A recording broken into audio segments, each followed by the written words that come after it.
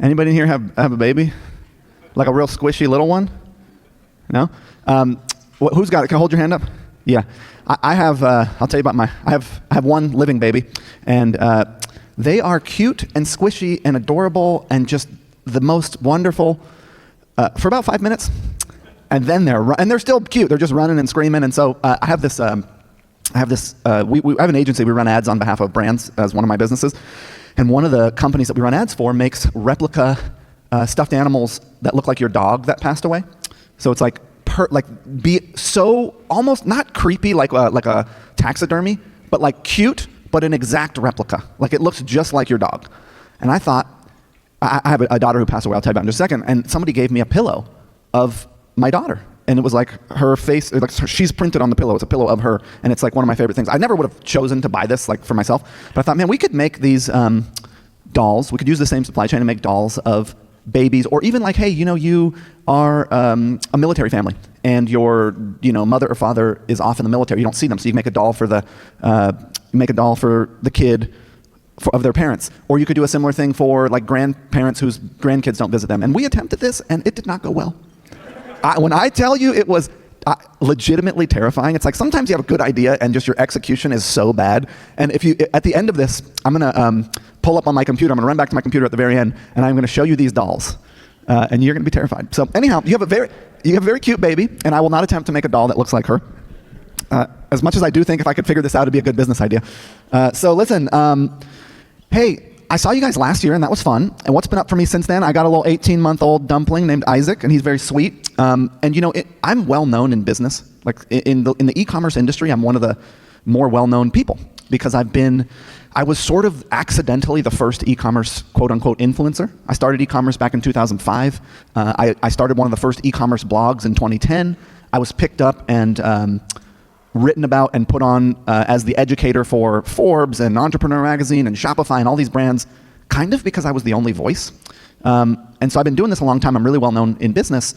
But what I am doing in my life, the thing I'm up to is having the world's greatest love affair. That's what I'm doing in my life. And everything else is in support of that. So I had a lot of fun with my lady here. This is Carrie. I took my mom. My mom was born in Rome, and she hadn't been back since she was a kid. She immigrated when she was like 7. So I took my mom back. That's my daughter who passed away. We bring her with us too. Took my mom back to Italy for the first time. That was really fun. Went to Hawaii where I grew up, which I hadn't been since my daughter got sick. So I was about six years since I got to go back and see my family in Hawaii. And I have a charity called Love Runneth Over, which supports families who have babies in the neonatal intensive care unit, where I spent a whole lot of time with my daughter. I spent about a year in 4 different NICUs across many states. And it turns out that a lot of these, that the NICU is predominantly people who are on the lower end of the economic spectrum, who probably have other jobs and other kids and can't visit their babies that are in the NICU. And so you go to these NICUs and it's like, thankfully we had the money, we could like be there, but you're there and there's like 100 babies who are sick, and there's nobody. There's like literally not another parent. And there's this thing called kangaroo care, which is skin-to-skin contact. And the babies that get skin-to-skin contact are the ones who survive at much higher rates and heal at much higher rates. So we do a bunch of stuff. We do financial grants, and we basically make it possible for families to be with their babies while they're in the intensive care unit. And if you do me a favor, put your hand up in the air, turn it towards yourself, and pat yourself right on the back. Because when I whatever money I make from speaking, like Miva pays me to be here. And then I take that money and I give it all to this charity. So by you showing up at this conference, buying a ticket to this conference, you are supporting that. So thank you for that. And who here came because I sent an email? Anybody? Hey, we got one person. All right. It's like, well, this is the Miva conference. I don't know what I said in my email to get you here, but I'm glad you showed up. So anyhow, yeah, thanks for doing that. I also took 3rd place in the World Championships for Jiu-Jitsu at my rank and skill level, which was kind of fun. And I keep running into this guy. Anybody know who Bruce Buffer is? Anybody seen that guy? He's like the brother of Michael Buffer, Yeah, that's his brother. And we keep running every year, 3 years in a row now, we run into each other in the same elevator, in the same hotel, basically on the same night. So I got some kind of weird karma with that guy. And then I've been out here doing my thing, speaking, being at events. So that's what I've been up to over the last year. For those of you that don't know me, I'll just tell you a little bit about myself before we get into the stuff that I have to share with you about your business. So this is my brand, Boom Beauty. We just crossed 200 million in sales. I bought this brand about 3 years ago, Overtone. Do about 30 million here. I just bought into this company, which is a cell phone radiation case company, so it protects you from the radiation of your phone. Most similar to you guys, because we've got a couple thousand SKUs on this brand. I know Miva brands tend to have a lot of variants and products. Have some information publishing company, so education, software, agency, things like that. And then I bought this company. We do about 100 million a year. It's called Navage. It's a nasal irrigator. Any Navage users in the building? Hey, all right, you use it? Let me put the spotlight on you. Oh, damn, I accidentally hit this dude in the head. My bad, bro. You got glasses on, too. I just magnified the laser on your face. I apologize. Anyhow, you like Navage? You use it this morning? Oh, damn, all right. And yeah, I sold 70% of my company to a private equity, one of my companies to private equity back in 2020, and that was a really wonderful experience. Yo, watch this. Pow. Hold on. You ready for this? Pow. That's kind of what it feels like when somebody writes you an 8-figure check. And listen, I'm not sharing this to brag. This is actually the house I lived in high school, in the jungle in Hawaii. I'm just sharing this because, like, in this industry, the way that you share that you know what you're doing is you talk about what you've done. I think that as humans, we're all of equivalent value, so I don't think I'm any better or smarter than any of you. But I have been in the game a while, and I got some interesting stuff to say. And so today I'm going to do it in like 3 parts. The first is going to be about you as an individual, because ultimately, like, the level of thinking that you are able to do dictates everything in your life. Like you're like a consciousness walking around in a meat suit, and it's your consciousness, it's the level at which you're able to think, which is going to dictate how effective you are in every area of your life. So we're going to talk a little bit about you, and then we're going to talk about some stuff that probably doesn't pertain to your business. And Rick has no idea what's in my slides. Okay, I did not submit them. They asked me for weeks, will you please submit your slides? And I said, yes, I will. And then I didn't. Not intentionally, it's just kind of how it goes. I did some of them this morning. Anyhow, so he doesn't know what's in here. But the reason that I want to share this with you is because my experience in business has been that that if you can ride a wave, and there's kind of 3 waves happening right now, we'll talk about them. I don't have AI in here, although I'm happy to talk to you about AI, and sort of understand where the puck is going, as Wayne Gretzky said. You can generate a lot of momentum really quickly. It's not the only thing, but it's one thing. So I'm going to talk to you about 2 things that are coming our way that we can leverage as entrepreneurs, whether it is relevant for your Miva business or not, because it's interesting how people are consuming the digital medium. Because at the end of the day, what we are doing, and we're going to talk about this later, is like we are trying to engage with people who are consuming the digital medium. And how they do it and where they do it and how they feel while they're doing it is all really important stuff. We're going to get into this in a second. So yeah, it's going to be fun. And then we'll get into some technical, tactical, practical takeaways that you can implement onto your Miva website to basically have more people who come to visit it spend money with you. So that's at the end. It's like you got to sit through probably didn't sign up for until I give you what you actually came for, okay? So that's the deal we're going to make. Listen, your whole life starts with you. You are at the center of your universe. Everything that you have, the amount of responsibility that you take for your life, your relationships, your social life, your sex life, your reputation, your friends and community, your purpose, what you're doing in the world, why you're doing it, how much pleasure you are able to have, your contribution to the world, your hobbies, your ability to ride the emotional wave that's going to come your way, your ability to ride the wave of intensity in life that is coming your way, because you're going to get the full spectrum of emotional experience, the highs and the lows, how you take care of your body. Like, all of it starts with you. And what's interesting about this is that it's actually a really powerful and freeing viewpoint when you understand that you have, especially in America, so much agency. Like, this is going to get kind of Zen Buddhist monk, but you first get to choose where you put your attention. Mostly, for the most part. It's like, look, you don't get to decide everything that happens, but you get to choose what you focus on. Okay, so you're kind of choosing what you let in. Then when you decide to do something or experience something, so you have an experience based on where you put your attention, you then are the only person who gets to decide whether that experience was good or bad. You are the judge of the experience that you just had. So not only are you the perceiver, but you're the judge of the perceptions. So it's like how you judge your world. Is it good? Is it bad?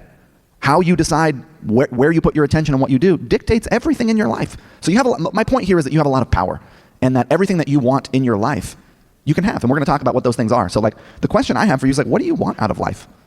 What do you actually want? I want to have the world's greatest love affair. I want to have the most intimacy and connection and fun, because I think that the juice of life, the goodness of life, is found in intimacy and connection and relatedness with other people. That's what I think. Hey, having shit, look, I'm into wealth creation. I want to have things also. I want to consume and all that shit, but it's like, if you have nobody to share it with, it's kind of hollow. And there's no amount of money that's going to bring you gratification or fulfillment. Can't buy that. It's an inside job. You can be fulfilled. So I think whatever you want out of life, you better fucking have it now. Because, hey, your baby could die. You could die. You could get sick. Your best friend, it's like, you don't know what's coming your way. You are not promised tomorrow. And so whatever it is that you want, have a little bit of it as you go along, as much as you can. The main buckets tend to be when you're going through life, like your mind, right? You live there. How you think sort of colors your whole world. Then it's like social, so it's your family, relationships, communities, hobbies. These are the things, like if you want to enjoy this experience called living, these are the things as a human, right? Humans are hurting animals. I lost somebody. She's like, get the fuck out of here. We're going to get to some business stuff, dude. I promise. We're hurting animals, right? Which is why, what's the interesting thing about humans is the worst punishment that we can come up with, the absolute most cruel and worst punishment we can come up with is solitary confinement. We are going to exclude you from the group. That is how you torture somebody. So social. Then you've got your emotional, spiritual connection, whatever that is for you. You're going to have some kind of emotional ride and some kind of connection to whatever it is beyond the physical. Then you got your health in your body. You got your contribution. What are you contributing to your world? You've got your skill development. How do you feel about how you're progressing in the things that are important to you? And then you've got your work, which is like what we're here to talk about. But ultimately, if you do not handle the rest, your work is not going to go very well. So if you want to make the most money, which you're here to make money, then you can. I am here to help you make more money, and I'm going to get there, I promise.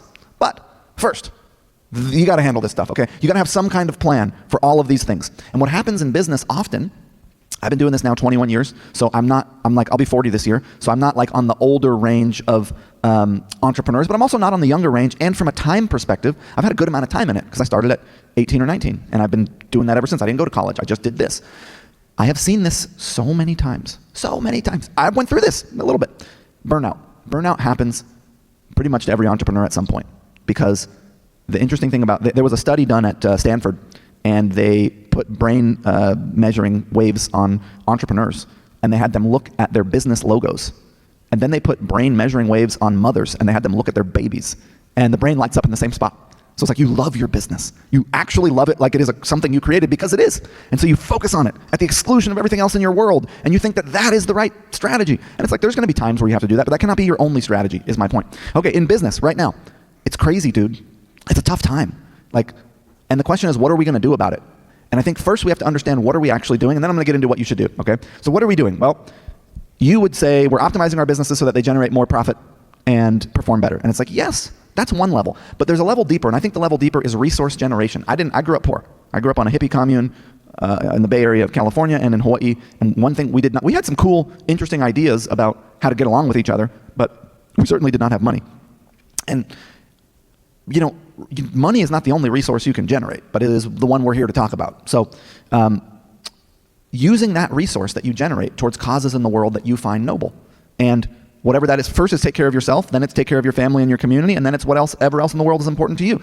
And the way that we generate resource, the way that we as entrepreneurs generate resource, is through our businesses.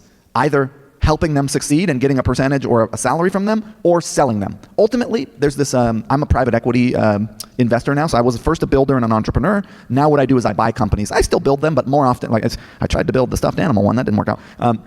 More often I'm buying them now just to speed things up. But it's like, the interesting thing about private equity, it outperformed every other financial asset class in the last 50 years. And basically what private equity is it's buying assets and supporting those assets in growth, whether that's real estate, whether that's a business. You buy it or you buy a percentage of it, and then you strategically direct it to help it grow. With us as business owners, the real money to be made, as if you want to generate wealth, it turns out is an asset liquidation, selling assets, so either buying or building assets and then selling them.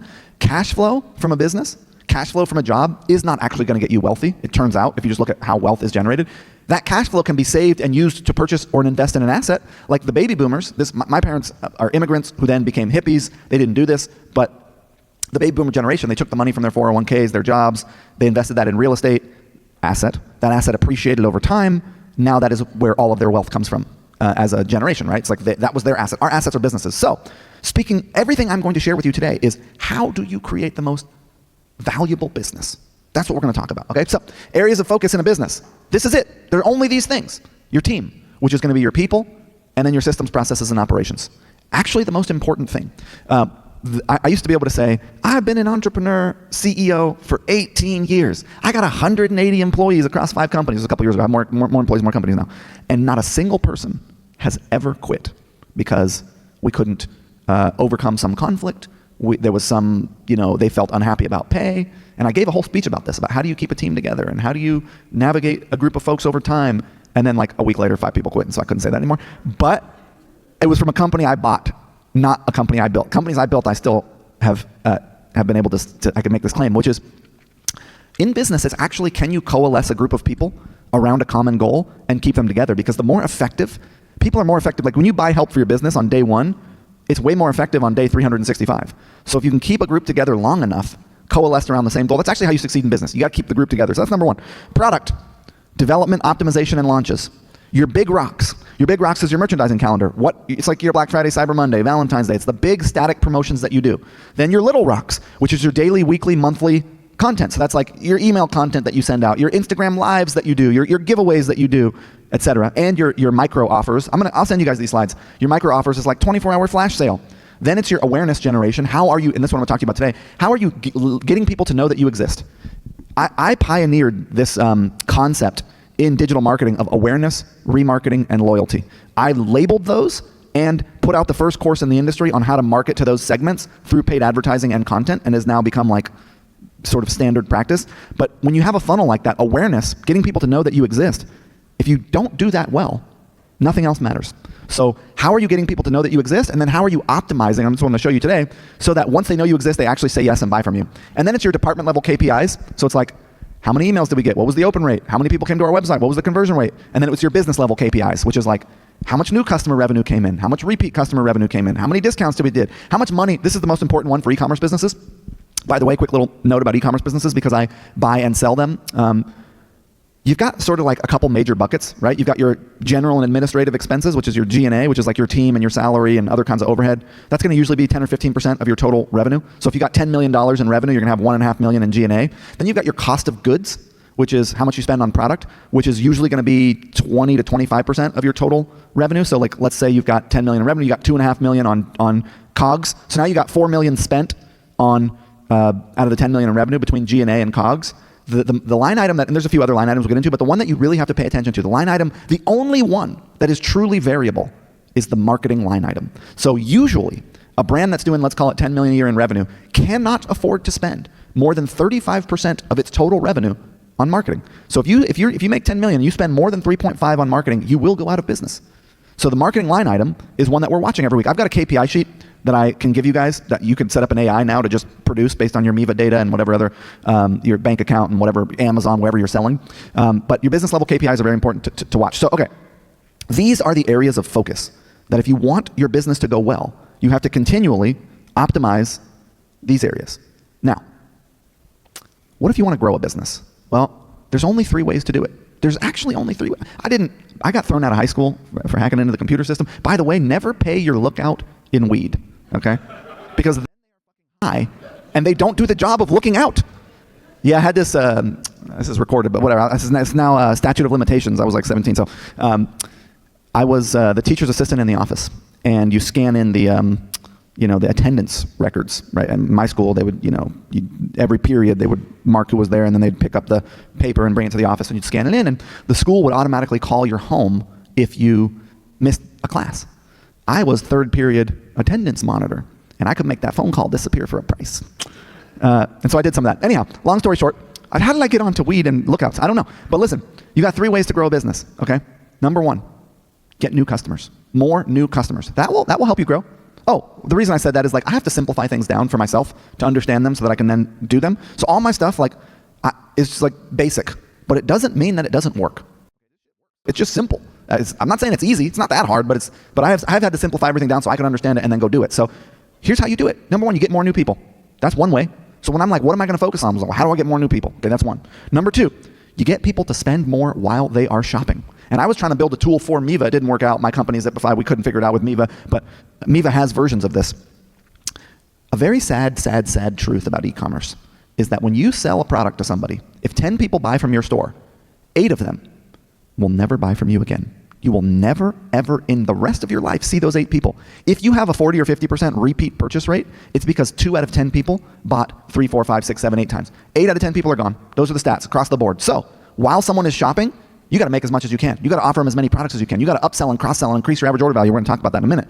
But you can get people to spend more while they're shopping. Must do this. And then you can get people to repeat purchase more frequently. That's it. Those are the only 3 things you can do. You get more new people, you get them to spend more while they're shopping, and you get them to purchase more frequently. Those are the only 3 ways. The way that we do this is we focus on product, marketing, and operations. Those are the things that are going to enable these 3 things. I'm going to give you specific examples of this. Okay, so today what I want to focus on which people tend to be most excited about, is how do I get more new customers? So first I'm going to focus on how to get more new customers, and then I'm going to focus on, in the last part, how do you get people to spend more while they're shopping and buy from you once they land on your site? But let's talk about how do we get more new customers. And this is the part, reminder, it may not be super relevant if you're a 1 million SKU auto retailer where people are only searching for 1974 hubcaps for a VW Bug. It's going to be tough. But I think you still find it fascinating, and it may apply to future entrepreneurship ventures or other things you're involved in. So you can add new channels, new places you are not getting visibility. You're not on Amazon, you can add Amazon. You're not on Google, you can add Google. You can add new channels of visibility. That is one way to get new customers. You can go on TV, right? Navage, TV, radio. Those are actually our biggest channels of visibility. Nobody in e-commerce uses them. You can add new hero SKUs that can become front-end offers. So generally, people come to you because they're interested. So for example, I pioneered with my business partner. I didn't come up with the idea for the product. I just sold the product. She was the first silver-haired model that there was, basically. And she sort of created this idea of she innovated in the area of women over 50 as sex symbols and beauty symbols. Like, she was the first. And her viewpoint was that you don't need 50 cosmetics. You need 3 simple things. And so anyhow, we created this product. It went really well. But you know what? Some women just were not interested in a multi-purpose blush stick. Some women only wanted to wear mascara and lip gloss. So we added mascara and lip gloss, and that enabled a segment of the market that was not buying from us, who then bought from us. We added a new hero front-end offer, something that would give us a new avatar to sell to. You can optimize the channels you already have in play, get more from what you already got going, and you can optimize your sales process, which is what we're going to talk about. We're going to talk about adding new channels and optimizing the sales process today, which means basically once somebody visits your site, getting more of them to buy. So if you got 100 people who visit your site and 2 of them buy, which is kind of e-commerce average, you could double your business by getting 4 of them to buy. Same 100 people, right? So those are how you get more, that's how you get more new customers. Anybody here know what AppLovin is? Rick does, a couple people. Okay, I'm going to blow your minds if you don't know about this. It is insane. AppLovin, okay? You can see they've been around for a long time. What happened in 2024 when I bought their stock? What happened? They opened to e-commerce advertisers. They have been around for 8 years as a channel that you could advertise on if you were a mobile downloadable app. And within 12 months, they became the 3rd largest advertising channel for direct-to-consumer e-commerce websites on the internet, behind only Google and Meta. That's it. They're ahead of TikTok. They're ahead of everyone. And they're growing like crazy. So this is the biggest new ads opportunity since Facebook ads. So this is why I say it's probably not relevant if you're like got 100 million SKUs and you only generate search traffic. There are 2 types of traffic on the internet, okay? There's search traffic, which tends to be what you guys live on, which is search, find, buy, the oldest model. Someone is looking for an electric toothbrush, they type in electric toothbrush. They are already in the market looking. That's one type of traffic. Great type of traffic, you should use it, and you do use it. Then there's contextual traffic, targeting people based on context that we have about them. And Facebook invented this, basically. Google had it, but when Google was doing it back with the display network way back when, you had one piece of context on somebody. You knew they were visiting a website about cats. Where Facebook innovated was they gave you more context. You knew their gender. You knew their age. You knew what they were interested in. You knew what device they were shopping on. You knew if they liked Whole Foods. So you had multi-data point contextual targeting. Multi-data point contextual targeting. That is what revolutionized e-commerce, was the ability to reach people with paid advertising when we didn't know what they were searching for. This is the biggest opportunity since Facebook ads came out in 2012 for paid advertising on the internet right now. For sure, hands down, without question. We have already half of our agency clients spending as much or more with this channel, and I'm going to show it to you and break it down for you, at a better return on investment than Facebook, which there hasn't been. TikTok does not do this. TikTok, it only works for about 2 to 3% of brands. So there's an early adopter window here.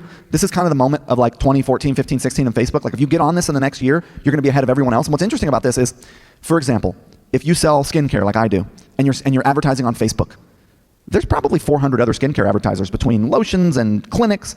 If you are selling skincare and you advertise on Axon, which is AppLovin's self-serve ad platform, there may be one other person. So you get all of the impression share once that channel figures out who's interested. So what is it? Well, what it is like, think of ads inside of mobile games. They have 100,000 separate apps. 80% of them are like Candy Crush and Sudoku and Solitaire. And the other 20% are like your weather app and your calculator app. So all these apps. And one interesting thing about this is on Facebook and Instagram when you're advertising, 70% of your ads show in the same spot in the feed as someone's scrolling. Axon has a less than 1% placement rate, where it's basically your ads are never in the same spot. You have way more diversity. And there's a 1.4 billion active daily users. 150 million Americans are playing on their phones every day. 100,000 apps in there's there's $92 billion that is spent annually on this channel. And I thought, like, who is playing games I'm not a gamer, so I don't know this market. Like, I was like, I don't want to reach high school kids or living in their mom's basements. Like, this does not sound like who I want to reach. But it turns out the average person playing mobile, raise your hand if you play crosswords and mobile games and shit like that on your phone. Keep them up, please. Hi. Okay, so about 1/3 of the room, and probably more who don't want to admit it. It's shocking how many people are doing these things. 90% of them are the household's primary grocery shoppers, $108,000 average annual income for the household, and 76% of puzzle players are women, 53% women on these channels. And so here's what's interesting about it. When you're on social media, you're doom scrolling, you're distracted, you're on the toilet, the ads are trying to interrupt you because there's a bunch of other stuff happening, and only 27% of people are relaxed while they're on social media. On gaming, you're chilling. Apparently, I don't play them, but you're having fun, you're enjoying. 60% of people are relaxed while they're mobile gaming. So 41% of people pay attention to the ads in these mobile games, 17% for social ads. So your ads are going to appear on these games in between levels, or when someone chooses to click on them because they want to like get some rewards for the game. So the reason this inventory is different is on social media, only about 25% of people watch 3 seconds or more. So it's a thumb stop. We call it the thumb stop ratio, which is how many people stop with their thumb and watch the ad. About a quarter of people. On this channel, everyone does. You can't skip them. So the other interesting thing is like when you look at the amount, and this is the crazy part. This is how it's different from anything you've ever seen online. I'm going to show you in a second. You've never actually seen an advertisement like this until last year, unless you were a mobile gamer last year, and you still probably haven't, most of you. So when somebody's on Meta, Instagram, Facebook, they spend on average 3 seconds watching an ad. On YouTube, they spend 5 seconds. On this channel, the average consumption length of a video ad is 35 seconds. The amount of time and they're relaxed and they're hanging out and they're super open to listen to your stuff. The amount of time you have to tell the story of your brand and who you are and what you have to sell is unlike, we've never seen this before on the internet. So television advertising is wonderful. It's on a big screen, you can't skip it. And you're passive, you're chilling. There's nothing else distracting you, but you can't measure it. You can't click it. So it's like a nightmare for digital advertisers. Social media is wonderful because you can click it, you can measure it, it's algorithmic, it figures out who's interested. But people are pissed off and scared because when you go on social media, what the algorithms have figured out is that if they piss you off and scare you, that's what keeps your attention. So it's like all negative shit on there. So you got somebody who's all pissed off and freaked out and you're fighting for their attention, they're scrolling right past you. So it's kind of like they're not in the best mindset when they're on there. With these, you get an unskippable ad that is full screen, that is measurable, that is algorithmic, so it figures out who's interested, and it's clickable. It is literally a hybrid of television and paid social advertising. And you have so much time to tell the story. So 80% of conversions that happen on this channel happen within 1 hour. 90% of conversions happen within 24 hours. So it is net new demand for your brand. And what's interesting is like, you look at this game, this company, this is one of our agency companies, they're at $8,100 a day right now, outperforming Meta considerably with 45%, with 92% of their customers being new. So not re-engaging people that were already looking for them, but getting new customers from this channel. This company that we're running ads for is up to $3,000 a day. This company we've gotten up, I can't tell you the exact company, but we're up to $70,000 a day in spend. The interesting thing too is we scaled from $1,000 a day to $70,000 a day in a week, and we've been sitting at $70,000 to $80,000 a day for like 6 months now. So when you scale up on this channel, you can scale up really fast. It's not like, it doesn't have to be like Meta or Google where you have to scale up slowly. So the thing to focus on this channel is new customer ROAS and new customer percentage. Like how much is it costing you to get a new customer and what percentage of your customers are new on here and how much are you spending to get a new visitor to your website? Don't worry about the percentage of new visitors alone because the interesting thing about this channel is like, it's like TikTok. Like when you're on a mobile game, they don't know your email address, they don't know your gender, they don't know your age, they know nothing about you. They just know what you show interest in. So they figure out what you're interested in by showing you ads. So you end up clicking on a bunch of stuff, viewing a bunch of stuff before you actually then convert. So what works here is $40 to $250 price points, pet, apparel. I have not yet found a category that really doesn't work. Long form video, 30 to 60 second videos. I'm gonna show you examples in a second. And then landing pages can be your home page, your collection page, sales pages, they all work really well. What you don't wanna do is, the thing you must do, you can't just take the videos that you're running on Facebook and Instagram and put them on this channel. It won't work. You have to make net new creative and you have to do a lot of it. So we're gonna talk about that in a second. And you cannot have short videos. It has to be 30 seconds or longer. 67% of all videos that are spending the most money on this channel are over 30 seconds. And unlike Facebook, your captions need to be massive and in the center of the video because most people don't have their sound on. And I'm going to show you the ad channel in just a second. So there's a bunch. I'll send you a link on how to get started and set up with this thing. But this is what it looks like. You're playing a mobile game. You finish a level or you decide to click a button that says, hey, I want to get some extra points in this game. I'll watch an ad. You get a full screen. This is your cell phone. Look at the ad is the entire. There's nothing else on your phone. The ad takes up the entire cell phone. And it includes this button right at the bottom here automatically. And you see you want big giant captions. I'm going to show you this at the top or in the middle. And then when the video, you cannot skip the video. When the video's over, there's a landing page built in. to the ad channel, which you also cannot skip. It is a landing page that you can build in their channel. I have a tool that builds these I can give you guys access to, but basically it's like a landing page you also can't skip, and then there's a dynamic product feed or your sales page, whichever one you want. So this, and then it goes to your shopping cart. So that's the flow of it. You can see here it's a full screen video. This is one of our clients that we're crushing it for. I think we're spending about 10 grand a day right now with this client. Captions in the middle, button right here. Dude, I'm telling you, as an advertiser, to be people carrying around the digital medium, engaging with the digital medium, playing phones, and then to have the only thing on their phone be my ad, it's unlike any advertising we have ever done on the mobile internet ever before. It's insane. Then you've got your interactive cards. This is the same brand. Once the video's over, we put this card here. These are all generated in my little tool that I built that generates these things. And then it's we don't go right to the sales page. We have a dynamic. I mean, look, if they click the video or the landing page, which by the way, 50% of all clicks from this channel happen on this interstitial landing page in the ad. If they click either of these, they go to whatever page we set. But if they don't, then they go to the dynamic product ad. So it's 3 parts. So this is what it looks like. And what's funny about this is this lady's like, oh, this thing is like, this makeup, this skincare is really amazing. It doesn't make you greasy. I'm like, dude, you're the greasiest person I've ever seen. I've never seen anyone greasier than you in my life. Look, this doesn't make you greasy? Are you kidding? But look at the captions. She is greasy, dude. I don't care what she says in her ad. And that's the interstitial landing page, and then they go to a DPA. Uh-oh, I went the wrong way. Okay, we got greasy lady. Then we have, sorry, hold on. Look at the captions. I cut the video because it's a 1 minute video. Then they got their interstitial page, and then they go right to their homepage. And I bought those products actually, heat track mats. You got this is not a good example because the captions are small. I just did this one because I spoke at this event with one of the Shark Tank ladies. So I was showing that they go to a long form sales page, and then this one is a pretty good example. They're playing mobile games, so lots of motion, lots of animation. They're using an AI generated image, and then they go to a long form sales page. So that's kind of like what the flow looks like. There is nothing like this in terms of getting views, getting view time for your brand. 30 seconds of uninterrupted, happy to be doing it. They elected to do it, watching.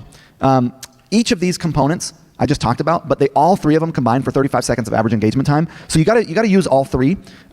Sound is off by default, so you're gonna want those big giant captions in the middle there. And longer videos win. We're doing basically all 1 minute videos, and you have time. It's like an old school infomercial. You can tell a whole story on here. I use a portfolio approach where I've got like the main show, which is kind of the 1 minute video, and then I've got a couple quick hitters, which are kind of like testimonials, like the supporting cast, and I've got some static image ads.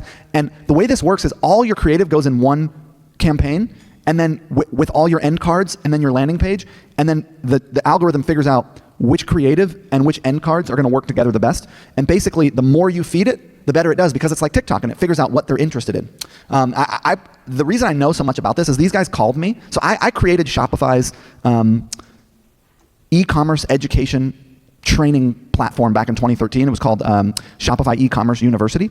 And this company, which is a $167 billion market cap company that just joined the S&P 500, called me and said, hey, we need a training to teach people how to use our platform. Will you produce it for us? So I met with them in New York City, and I've been creating a training that is about to come out in about 2 weeks on how to use this platform if you are an agency or a self-serve advertiser, because they only had the top 100 e-commerce brands on the internet in their channel for the first year. It was a closed beta. 70% of those people are still spending money there at a very high rate.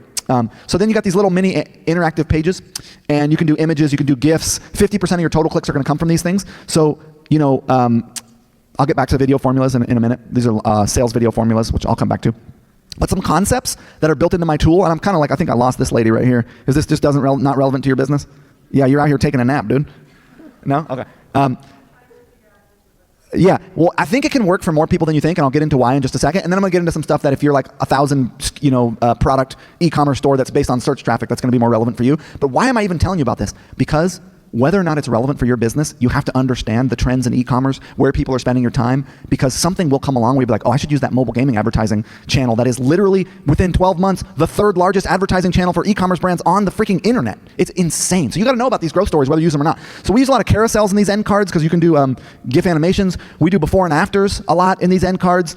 We do infographics in these end cards, and we do like customer testimonials and stuff. So basically, 1 billion daily active users, 35-second median view time, 85% new customers, and a 45% higher return on ad spend than Meta. Third largest direct-to-consumer advertising channel in under 1 year, 75% of the top 100 brands already on here, and the lowest cost per clicks and the highest click-through rates of any channel for advertising for e-commerce brands right now on the internet. This next 12 to 18 months is the opportunity for this, and it is insane. Okay, if you can get $5,000 in free ad credits when you spend 5K in 60 days if you go to this link. And also, we run ads for brands, so if you want us to run your ads, you can reach out to us, smartmarketeragency.com. And by the number of people taking pictures of this, I can tell, not super relevant for many of you guys. Fine. I had to tell you, though, because it really is an exciting opportunity that you should at least know about. Okay. Oh, and by the way, if you use any kind of image ads, whether it's for social media, whether it's for Facebook or Google, I built a tool called usethumbstop.ai. And basically what it does is it builds image ads with about 40 different concepts, before and after, founder-led, whatever. So basically, it kind of like replaces one of your graphic designers, and it does a really good job. So all of our best paid ad creative right now is being made with this tool. You can check it out. It's like $50 a month. It's great. It's called usethumbstop.ai, and you can see some examples of the stuff that we're building in there. Okay. Next quick little note that I think you need to know about before we get into the stuff that's going to be way more relevant for your brands. How many people use Claude or ChatGPT or any kind of... Keep your hand up for me. Okay. So you guys are more familiar with what's going on with AI, which is great. So what's interesting about ChatGPT is they're launching ads, and the ads are going to be open in Q4 of this year. And what's crazy about them is they lost $9 billion last year. They're projected to lose $74 billion by 2028, and they're expected to burn $115 billion in cash by 2029. So it is the least successful unicorn startup in the history of business. There's never been a worse business ever in terms of just how much money they're losing. Now, what they have done is they have amassed the largest advertising audience in history in terms of speed. They've got 800 million users. 95% of those users are free. 5%, like me, pay money. I pay them for my business, and we're on, OpenAI 5.4. We got a business plan, all that. But most people are using it for free. So they have to launch ads because there's 760 million people that they can monetize through ads. And so if they want to continue, they're going to have to monetize. I mean, look, they're selling contracts to the government and whatever, so they've got other income sources. But ads are going to be a prominent, on their little wheel of income, source. And where people get confused is this isn't Google. This isn't search and then show an ad. Because if a user even sniffed, and this is what Anthropic did a bunch of ads against them at the Super Bowl to say that this is what they're going to do. It's not actually true, but it was smart on their competitors' part. If you think that when you're dealing with ChatGPT, when you're talking to your AI, that whoever paid the most money is what's going to get recommended to you, you're not going to trust them. And so basically, this is more like Meta than it is like Google, because your AI that you talk to knows a lot about you, knows all the stuff you tell it, and it's connected maybe to your email inbox. Like, it has a bunch of information on you. So it's going to recommend things that it believes are relevant to you based on your historical engagement, interest, and life. And there's going to be two kinds of examples of this. One is going to be the example on the left here, which is you're asking about a recipe for like a hot sauce, and it's like, hey, or about a carne, like some kind of like how to make tacos, and it's going to be like, hey, by the way, on those tacos, these hot sauces would be good. And then another one's going to be like, oh, you're planning a vacation or something, and it's going to be like, hey, well, in New Mexico, this is a really wonderful cottage that you might want to check out, and then you can talk to it you can ask it questions about the product. Now, what they were going to do was they were going to collapse the engagement layer and the commerce layer, meaning you were going to be able to buy right here, right there, you're going to be able to actually purchase from inside of ChatGPT. They have recently scrapped this as of 3 days ago. Now you'll note, I'm telling you a lot of fancy stuff that I did. I did these things, so I have to tell you that. And not because I think I'm like, this is not arrogance or cockiness, this is just a description. I helped Facebook develop their Facebook shop. So when Facebook was going to launch Facebook shop, I flew out to Palo Alto, I had a meeting with them, we talked all about how their Facebook shop should look, and I gave a bunch of insights on that. Still to this day, Facebook, even though Facebook has all the visitors and all the traffic, if you look at your website, it's probably 5 to 8% Facebook shop, max. So the idea that the engagement layer and the commerce layer are going to collapse entirely is kind of like eventually, yes. But right now we're not there, and we're not going to be there for a while. And ChatGPT just backed out of this, which is good for us, because those assholes were going to charge us 4% of every transaction that they did inside of their chat, which is like, dude, we're paying enough fees. Now we got to pay you guys too? No, thank you. So I'm happy about this. Long story short, though, Walmart and Etsy are already doing this, where you can actually go there, you can chat with their agent, it's delivered to you by OpenAI, and then you can actually buy within the chat. But ChatGPT is already recommending products. Now it's just we're going to be able to pay for that. And it is going to be very quickly one of the largest ad channels. I wouldn't say, it'll be top 5. And there's going to be a lot of opportunity there. And so you want to get your store ready for AI, which there's a couple ways to do this, but the key is that the more data that you have in your product feed title, meta description, full description, like not just like a actual complete, even if you don't display it on your website, in the back end of your website where the data is available, you've got to have the full description. You got to have all the tags. You got to have all the price points, variants, everything that you can think to put in there. I got a whole training on this on my blog that I can send you, which will tell you how to optimize your site for AI. You're not on Shopify, but I did build a tool that I'm going to hopefully roll out to many other platforms, Miva, BigCommerce, that basically what it does is it goes in, it looks at all your products, and it tells you each product, what it's missing for the AI algorithms to be able to pick it up, and then it uses AI to help you fix that, so called ShopRank. But basically, the long story short here is that Q4 of this year, you'll be able to run ads on OpenAI. There will be an early mover window, and you should be an early mover. And the thing you can do to get ready right now is to ensure that your catalog feed is fully filled out with images, pictures, everything. Okay, so moving on now to, these slides really shouldn't be in here, to the stuff that I think is going to help you in your actual Miva merchant business. That was like, I think I might have spent my whole time talking to you about other stuff, but how much time? I got enough time. I could just go a little bit. You can go a little long. In theory, you got 5 minutes, but really you can go like 15. Okay, I'm going to take all 15. I'll go just fast. Facebook Creator Marketplace, if you're not on here, they just released this cool thing. And this basically is if you have a Facebook fan page, you can go in there and you can look at, now you can see creators that follow you, which is the first time ever you get a list of the actual creators on the internet that are actually following your brand that you can then reach out to and do collabs with, because partnership ads and collab ads, even on your PDPs, are very, very important, and it's the first time you can do that. It's really easy. The other thing you can now do is you can go to the Facebook ads library and look at all your competitors' ads and sort them by impressions to see where they're spending the most money and get good ideas for your ads. So a couple quick tips. The one thing that you guys aren't doing well as I look at your websites is your product carousel. The one thing that Amazon brands know better than e-commerce brands is that the e-commerce carousel is actually 50% of the battle. Only 50% of people who come to your website only ever see the buy box, which is the carousel and then what's to the right of the carousel. But your carousel needs to have badging. It needs to have, there's a lot of stuff that needs to be in your carousel. For even if you've got like a 80-20 on your products, go to your top 20% of your products, make the carousel better, put infographics, put your sales material, put all your good stuff in there the way Amazon brands do, and you will convert significantly better. Mega menus. This brand, I think we have about 2,000 SKUs, and image navigation in the mega menu, category navigation in the mega menu, you'd be shocked at the amount of conversion that will happen if you just optimize your header and footer and mega menu. So you should be optimizing that, and I've got a little training on it if you want. You guys do not do sales videos. You just don't. You should have at least one sales video for the brand, and it should be on every product page. It should be in the carousel of every one of your products, a brand sales video. If you're an automotive retailer with 1 million SKUs, there should be a sales video about who you are, why you're good, what you do, why they should buy from you, why you're better than everyone else. And it should be in that carousel, because you will convert. The people who watch videos are 64% more likely to convert. It's only 5 or 10% of people, but they watch the whole thing, and those are your buyers, right? 70% of people, 20% of people watch this video on my page, but they watch 70% of a 1-minute video. Those are my buyers. We put videos all down the page. If you have a templated page, and you got 1 million SKUs on there, that template should have a couple sales videos about the brand and about the categories of products that you sell. It's crazy that people just don't do sales videos when we know how well they work. These are some more examples of data about the sales videos. Your home page, if I give you one thing to do, it is fix your homepage. I cannot tell you how many of your sites I looked at and I'm like, dude, this homepage is terrible. Guess what? 50% of transactions happen on like 10 websites. Amazon, eBay, Home Depot, there's a couple others, Lowe's, and those big brands where most of the traffic is happening are teaching consumers how to buy. And from their homepage, you can find everything. So people know to go back to the homepage to look for stuff. About 50% of your traffic ends up back on the homepage because they're looking for something. So your homepage is your header, it's your hero banner spot, then it's your sort of additional element stack. So let's talk about these. The header. The goal of the header is to provide access to any necessary non-product content, to not get in the way, to be easy to use, to support the call to action, and to have access to the shopping cart, and to reaffirm your brand identity, and to have a hero bar. So some style tips for your header.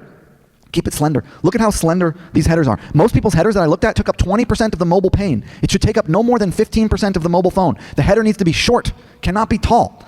You need to have access to shopping. I also am a big fan of these. Your cart needs to be there, your brand logo needs to be there, search, and a hamburger menu. That's about it. A lot of brands like myself like these banners at the top, but that's it. And then what a lot of people do, if you have a lot of categories, is they put category navigation here. I've gone with Instagram story circles because it gets much higher click-through rate on mobile. We've got about a 10% increase in conversion since adding that to all of our different headers. Brand logo, like we mentioned. Hamburger menu. Most people's hamburger menus are hard to read. You want image navigation in the hamburger. You want giant 18 to 20 point text. You want your best sellers at the top. Like just these little optimizations can have, I have a 24% increase in conversion rate on cold traffic simply by optimizing my hamburger menu. So you need to do a better job with your hamburger menu. Sticky headers are really good that scroll with you as you scroll down. On a lot of websites, there's 2 goals in e-commerce. Only 2 goals. If you remember this, you'll be better at marketing. Get somebody to look at your products, get somebody's information. That's it. I want your email and SMS, and I want you to see my products. Any page that isn't a product page, hey, go look at my products. Hey, give me your information. I got a sticky header that scrolls with you as you're on that page asking for those two things, because that's what I want. And 30% more people go visit the products. And I get about 18% more information by having those buttons up there, okay? So we talked about mega menus. Mega menus are really the way to do it. This brand's in my mastermind, and they're doing it. So your element stack on your homepage. This is your element stack. People need to know, what is the product, who's it for, why is it valuable, and what should I do next? And this is the best element stack for a homepage, and you'll notice all the big brands are doing it, and we've tested this element stack quite extensively. Social proof, ownership benefit, and why you should buy from us, a call to action with some guarantees and authority. That's the top block. So let's look at the top block. Social proof. Why buy from us? So who we are and what is the benefit of owning this product? Ownership, benefit. A little bit of recap, call to action, and risk reversal and guarantee, and then we've got a sales video, right? And then we have our additional element stack, which is going to be social proof and best sellers and other stuff like that, right? All these big brands that are doing 100, 200, 300 million, they're all using a very similar element stack. Your homepage exists to orient people, tell them that they're in the right place, present the core offer and the best entry point. Help people select where to go next. It's not just a brand page, it is your best conversion page. And you need to have stuff for new visitors who need education, returning visitors who just want to buy, product-aware visitors who are looking for a specific product, that's your best sellers, and then trust-seeking visitors looking for validation. Who are we? About the owner. You got to have elements of all four on your homepage. It's your highest converting entry path for most e-commerce sites, and it's just not done well enough. There's a lot of optimization you can do to that homepage. Your product page, next. I wanted to go into some PDP stuff. Make sure I didn't, oh yeah, I got 10 minutes. Your PDP, okay? You guys generally have templates for your PDP, and I want to give you some things you can add to this template. So this is the elements of a PDP. Your header, your carousel, your buy box, and your stacked conversion support content. That is the structure of your PDP. The goal of the carousel is to show off the product, to demonstrate the ownership benefit, to build desire for the product, and to showcase videos and GIF animations and educate and overcome objections through badging, text overlays, and infographics. Most of you guys aren't doing this in your carousels. You need to be doing that. The goal of the buy box is to simplify the sales pitch, to cross-sell and upsell and increase your average order value, to overcome any final objections that people have, and to get an add to cart click. That's it. And we're going to talk about how you do that. And then the stacked conversion support content, even if it's a template that's on every page, is designed to sell, demonstrate credibility, speak to different avatars, and overcome objections. So all of it comes down to conversion assets. And I have this theory that basically your product page is just a collection of conversion assets that work in concert with one another to achieve a conversion event for you and to solve your consumer's problem. A conversion asset is literally just images, text, sales videos, testimonials, but we need the right things. And I have a structure of what I think are all the things you need on a PDP. And I'm going to give you guys these slides. You can take pictures of them if you want. But all this stuff needs to be on there. We're going to go through a few of them right now. First of all, you got your carousel. Then social proof. Everybody starts their product page with the product title. No. Start it with a customer testimonial. Why buy from us recap? Why should they be buying? An upsell or a cross-sell in the buy box? A call to action button with a guarantee underneath it.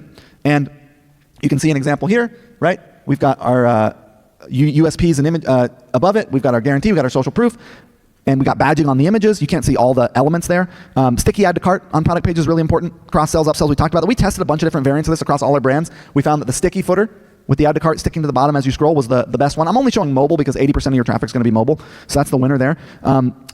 Badging, text overlay. Sometimes what you can do is you can also have USPs in image format, customer testimonials.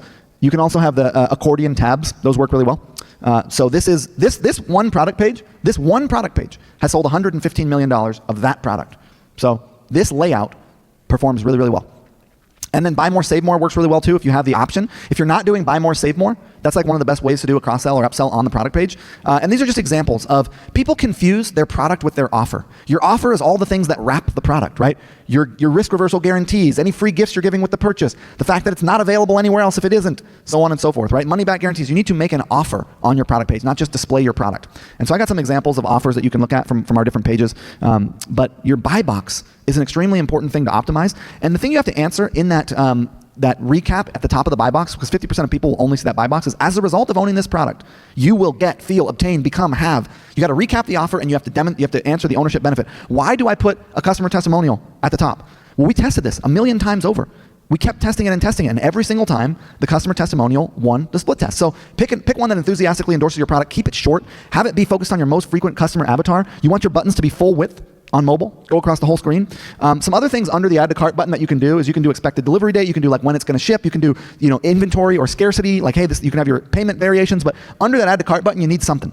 You need a money back guarantee, you need USPs, you need something, okay? Carousel, look at these things.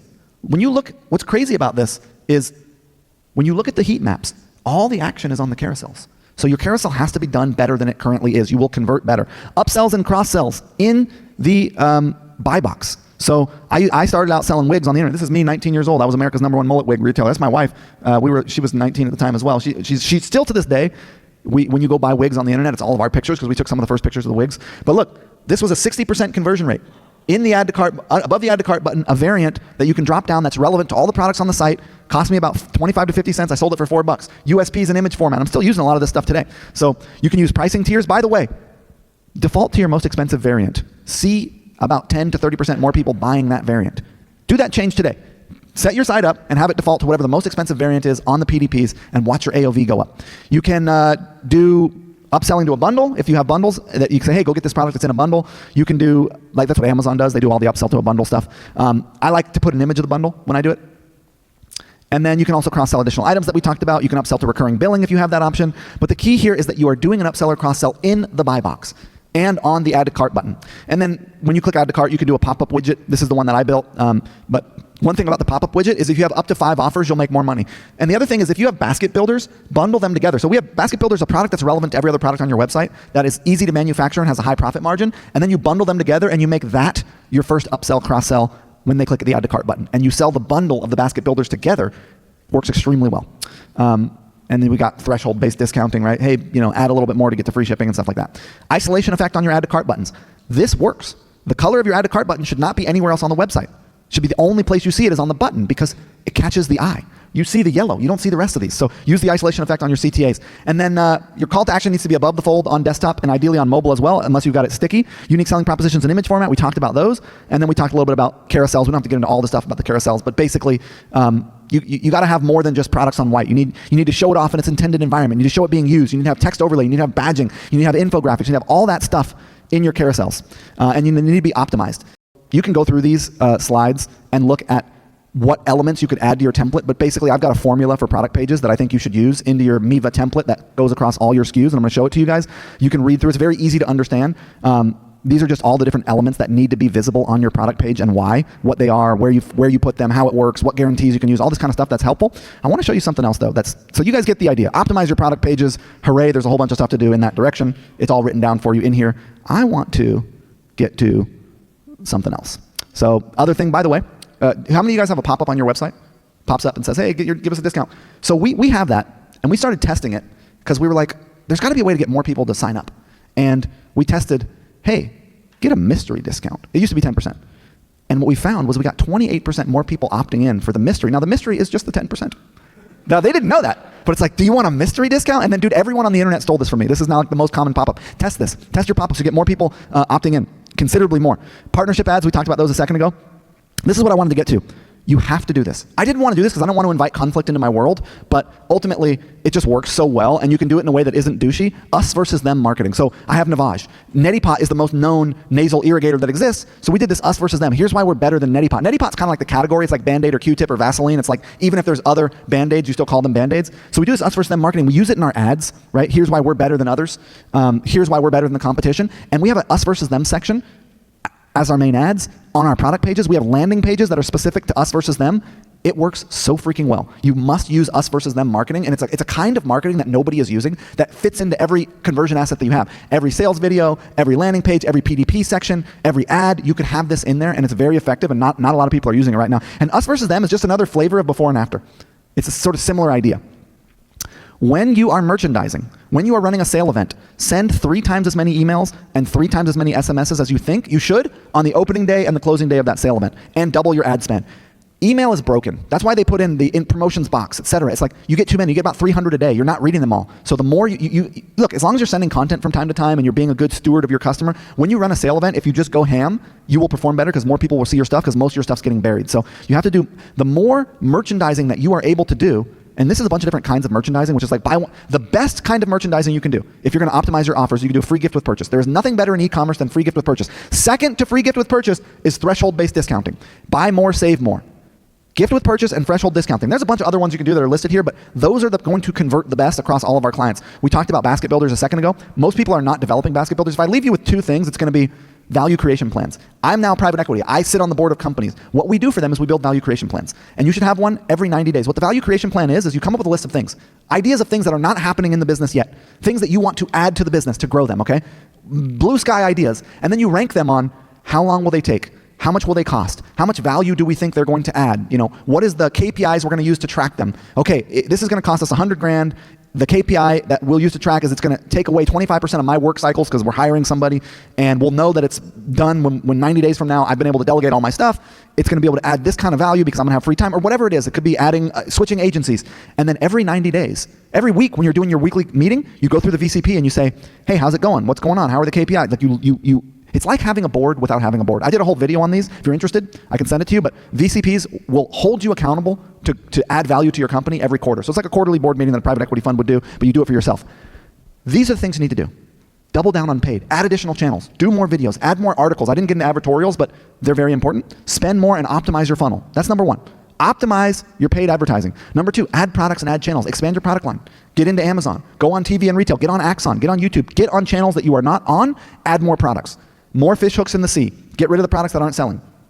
More and better content. Tell better stories. Up-level your packaging. Get your messaging and visuals in alignment. Get influencers and ambassadors going. Invest in your team. One person working 8 hours a day, it's insane how much value they can bring. And it's like, how are you to work for? People say, I hired someone and they sucked. It's like, well, you sucked. Did you invest in them? Did you give them a strategy? Did you have a Slack channel that populated? What I do is like, hey, you join my company, you're going to be the best social media manager in the world within 3 years. Here's how we're going to get you there. You're going to read these 4 blogs. They're going to populate into the Slack channel. You're going to read them 2 hours a week. You're going to take notes. You're going to go through these courses. You're going to go to these events. And every week we're going to meet and talk about what you learned and how we can implement it into the business. So there's like a lot of ways you can invest in someone's growth and have them add value to the company. And we can talk about AI in a second. But also, like, do you give good benefits? Do you pay well? Do you give them autonomy? Are you bulldogging them and micromanage them? Like, invest in your team. Watch your numbers, weekly KPIs, monthly P&Ls. Most people don't look at their P&L. You should look at the P&L at the end of every month, and you should have quarterly reviews where you look at your value creation plan and you look at your numbers and you plan the next quarter. What your brand does, even if you're a 100,000 SKU brand that is only based on search traffic, I was talking to a guy who sells motorcycle parts, and he's still talking to a group of people, which is a group of people who are interested in motorcycles. And that group of people is having a collective experience. In my case, women over the age of 50 who are sharing the collective experience of everybody telling them that their value is declining, which is bullshit, by the way. Then your job is to establish connection and intimacy with them, build a relationship through content, through your site, through your social media, and add value to their life by commenting on the experiences they're having, and then offer solutions to the problems they face, which are your products, and do that on as many communication mediums as you can. That is the highest level of what we're doing. We're engaging with a group of people. Here, Rick is doing this. Miva, right? You guys are all online entrepreneurs. He is using me as a way to give you content that hopefully adds value to your life. And if you get anything out of this, hopefully you will feel good in the direction of Miva, right? And then you'll keep buying their products. So enjoyment is the key. You got to figure out how to enjoy your life. You got to enjoy what you're doing. If you are not enjoying it, what is the point? That doesn't mean don't work hard. Doesn't mean life's going to be easy, but it means find a way to have some fun. And consistency is really what wins in this game. Staying at it. Don't quit before the miracle. Taking the next step you can take in the direction of your goals with a positive attitude, in a humble way, asking for help when you need it, and having a good time along the way, and being the person who brings the enthusiasm, the joy, the fun. Like, that is compelling. People are going to want to hang around you. They're going to be with you. They're going to want to help you because if you can add one more gratified person to the world, that is a contribution of spirit to this world that is very important. There's not a lot of them running around out there. If you can actually be gratified by your life and enjoy what you're doing and add value, you will win because people want to rub up next to that. So I got an agency, smartmarketeragency.com. We could do stuff for you. I got a mastermind that is like weekly coaching on calls and Slack and stuff if you're interested in that kind of thing. And I would love to connect with you on social media or email. You can email me for the slides. I'm going to send them to Rick. He'll send them out to you guys. I hope that you got something out of this and enjoyed this. I really love the opportunity to connect with entrepreneurs. I think that entrepreneurs are a really important. Entrepreneurs make things happen. We serve our communities. We create energy in this world. So I appreciate everything that you're doing. Thank you so much for the time, and hope to see you guys next year. Peace out.